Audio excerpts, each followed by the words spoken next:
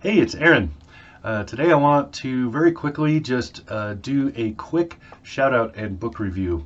I recently finished this book right here.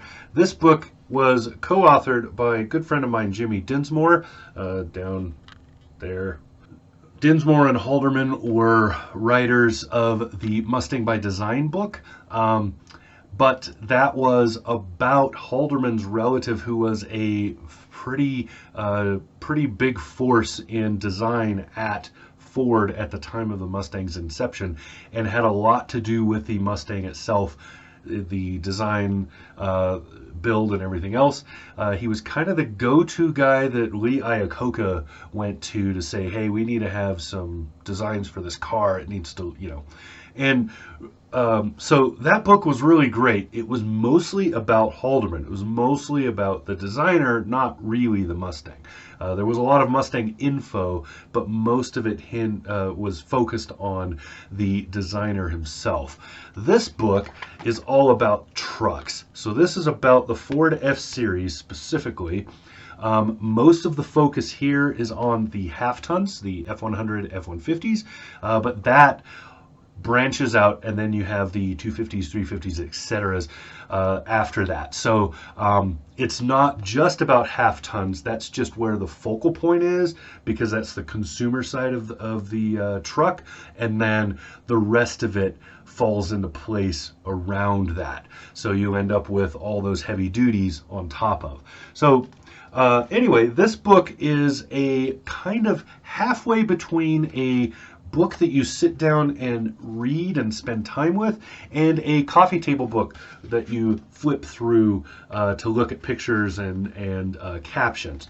The great thing is you can do it either way or both ways. So you can do like I've done, which I literally just sat down and read the book, and lots of really good information in here. Amazing amounts of history and stat blocks for these trucks in each generation and so on. You want to know the engines that were available for that particular model year, or if you want to know the color options for a particular model year, all that kind of stuff is in here. Really cool is I learned that a lot of the lipstick colors, which is a common term used in the industry for anything that's not basically black, white, silver, red, right? Anything that's beyond those colors were actually factory colors a lot of times. So when I've gone to car shows and I see these trucks and I'm like, I don't really think that truck would have come in orange or yellow. I don't think that's really realistic. It's probably the restorer who decided, hey, we need a bright color for this. But then I'm finding out, sure enough, they came in yellow. Like those were actual factory colors. So really cool. They're baby blues and other things like that too. So there's a lot of great information in here. It's a really good read. And then, like I said, once I was done reading it, I've done things like I have now, where I'm waiting for the computer to upload something, or I'm waiting for something to happen, and so I'll just pull this out and flip through and read random picture captions, because there's a ton of like neat little information in there, and there are photos that are both from Ford historical stuff and from current owners and people who've done restorations, resto mods, or have just kept it from from its factory condition from the get-go. So really, really good book. This is one of the better automotive books I've read. I've read a lot of them because it's kind of what I do for a living, and this is one of the better ones. In fact, I would say that Mustang by Design was a really great book, but this is a better book as far as audience. There are going to be a lot more people interested in this because it's not talking about a designer. It's talking way more about the trucks themselves and the generation after generation. Now, one thing that kind of sucked and then was awesome, I originally was on the pre-purchase list for this when it was going to be in hardback. And then that got delayed because of COVID. So there was about 2 years delay in this book publishing. And in that time, things like the F-150 Lightning and some other stuff came out. And that gave Jimmy the chance to update this book and include some of that. So there's a lot more information. There's the Ford Maverick. You see that right there? That happened during the interim. And there's the Lightning I was talking about.